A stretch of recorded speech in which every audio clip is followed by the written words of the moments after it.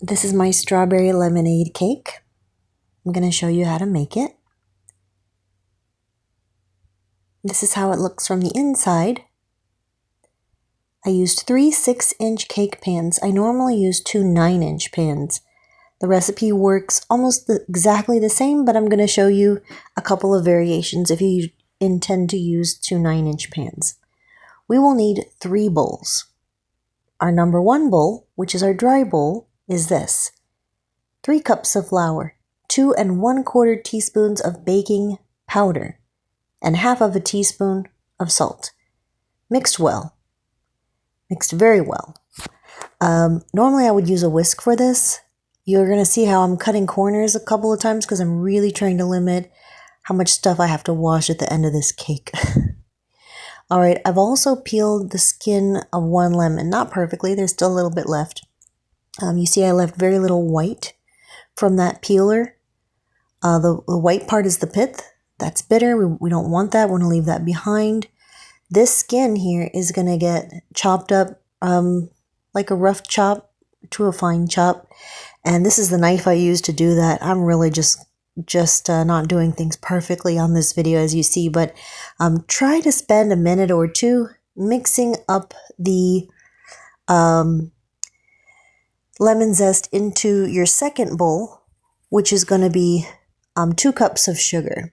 And we do that because the lemon skin will release a lot of flavor and its oils into the sugar, and it will make our lemon cake taste more lemony.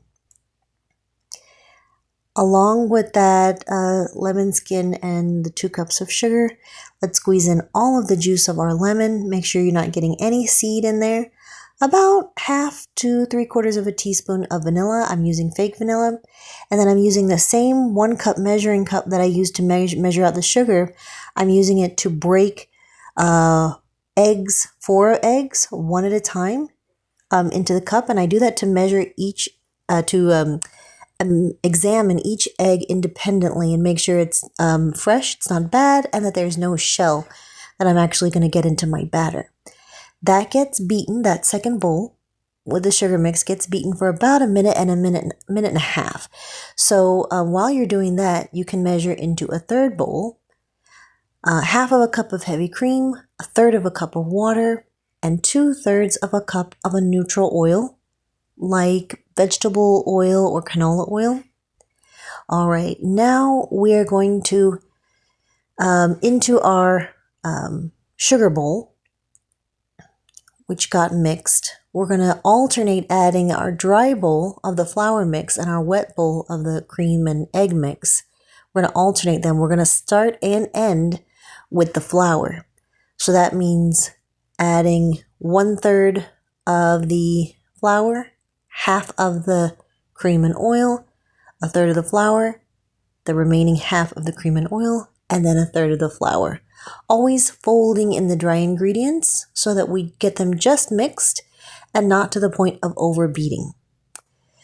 Now I am spraying my 3 6-inch pans with Baker's Joy, any kind of baking spray that has the flour already in it. And I've also cut out 3 rounds of parchment paper, and I've even sprayed those. We're really trying to make sure that this doesn't stick. My oven had been preheating for at least a 1/2 an hour before I even started this to 350. And these 3 cakes took in my oven 42 minutes. Your time may vary. I recommend you start keeping an eye by around 30 minutes. A toothpick or a fork inserted in the center should come out clean.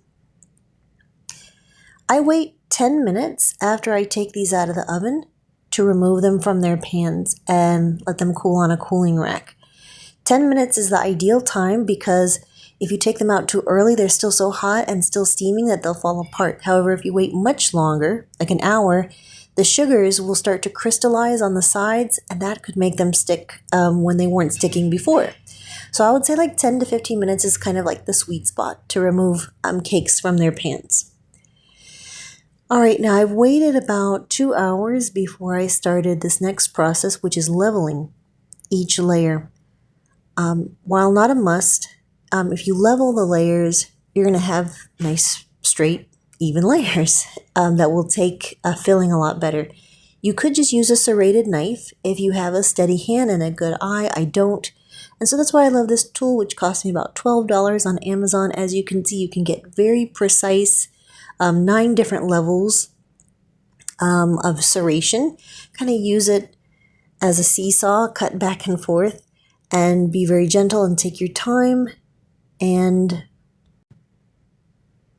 you'll find if you followed this recipe properly, you should get very, very little doming. So there shouldn't be much left, but any tiny little bit that's there is a little snack for the cook. And I would say that's always true. Any heavy doming is a sign of the wrong size of pan or the wrong temperature or something like that. You should never really have heavy doming. Okay, so the next thing that I want you to do, and this one is optional. Do you see those sandwich cookies? I want you to get 8 to 10 lemon flavored sandwich cookies. The best kind I've ever found just from a regular grocery store is the dollar store ones, believe it or not. So I got 10 sandwich cookies. I scraped the lemon filling.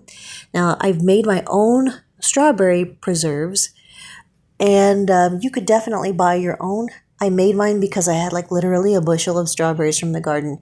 And I also would normally make my own lemon curd because, again, we do grow our own lemons and we have our own eggs. But I got this container of Bon Maman for free. So obviously, if I can get it for free, I can save myself the work of making my own lemon curd. But I'll probably do a video one day on lemon curd. How to make it. I love lemon orange curd. Okay, so I just put these lemon cookies into a little bag. It does not have to be perfect. Just kind of smashed them up. Okay, I had some remaining American buttercream, and I am going to use that for this part. Why is because American buttercream, although I don't love the flavor, it's nice and stiff, and it will hold in my fillings like a dam. And so I'm going to use very little of it in my cake just for this purpose. The first part of the filling is going to be the lemon curd. Then I've topped that with my strawberry preserves. And then I sprinkled on some of the cookies. Again, that part is optional. You don't have to do that, but I like the texture that it gives in the cake. So we'll do that for between layers 1 and 2 and 2 and 3. And then we're going to top it with our final cake layer. Turn that top upside down so that the most squared off part ends up being the top of the cake. All right, on to our frosting. I've used 2 bricks of cream cheese, more or less softened to room temperature, 1 stick of butter, about 1/3 to a half of sour cream. Please don't omit the sour cream. It's something that helps your frosting to not be sickeningly sweet. Kind of cuts through the sweetness. And you'll mix that up, and you'll just start adding powdered sugar until you find that you get not only a nice somewhat stiff consistency, but also enough sweetness. And this is not going to be so sickeningly sweet as American buttercream. I'm just trying to give you a mental image, like a Walmart child's birthday cake. While I do appreciate the Walmart bakery, their frosting is just sickeningly sweet for a lot of people, and it's too sweet. It doesn't taste good. So this is going to give you something that is delicately sweet, and it's going to taste good, but you're not going to feel like you're getting diabetes in every bite. So I'm going to do a very thin layer of this frosting with my offset spatula, and then I'll leave that in the fridge for about 30 minutes just so that that outer layer can firm up. And in the meantime, I'm going to take this container of the freeze-dried strawberries, and you can feel free to put a little bit of the frosting aside. I'll tell you why you might want to do that in a moment. But I'm going to add, I crushed up all of these freeze-dried strawberries in the bag, and then I added them to my cream cheese frosting, and I blended that up. So now we have strawberry cream cheese frosting. This frosting is not typically used by Walmart or bakeries that are running on low profit margin for two reasons. One, this type of frosting is far less. It takes more time. They get American buttercream trucked in, so it doesn't really require any skill on the part of the people in the bakery to make it. And then number two, this is a lot less easy to try to make it look smooth and a lot less stable. So if a child has a birthday party at the park in July in Florida, honestly, an American buttercream cake is probably going to be the way to go. This kind of cake is going to melt and weep and fall apart after 2 hours under a park pavilion. So I do get it, but if you're just having dinner with your family at home and you don't need to transport a cake, probably don't want American buttercream. So this cream cheese frosting is going to be better. So I decorated this with strawberries and lemons, as you see. Anybody can do what I just did here. But then I also used lemon leaves. I recommend that when you decorate with like strawberries with a strawberry cake, don't leave the strawberry, the green part on the stems. They never end up looking good.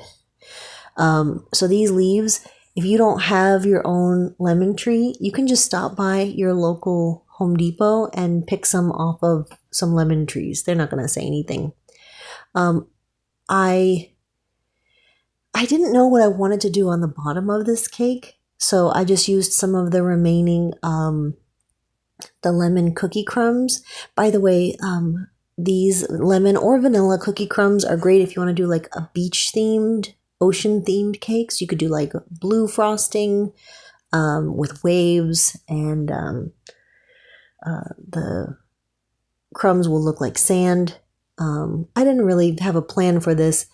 I think I needed to refrigerate the buttercream that I used for decoration on the bottom. I don't like to leave the bottom of the cake just naked. I usually like to do some kind of piping on the bottom, but as you can see, it didn't come out very evenly at all. It's a very nice and warm day here today. So I might put this back in the fridge along with the frosting and try it again. And just wipe away that border on the bottom and start again. I think I will do that. But it came out really good. It's very delicious. Oh, and I was talking about variations. This took me 42 minutes in the oven. If you made this with two 9-inch pans, it'll probably take you closer to 50. Another variation another thing you could do if you're using two 9-inch pans is if you have one of those cake levelers or a serrated knife, you could, besides leveling each layer, you could also cut each layer in half, so that way you have more spaces to put your strawberry preserves and your lemon curd, and not just one layer. That way you're have a better ratio of filling to cake. I hope you try it. Take care.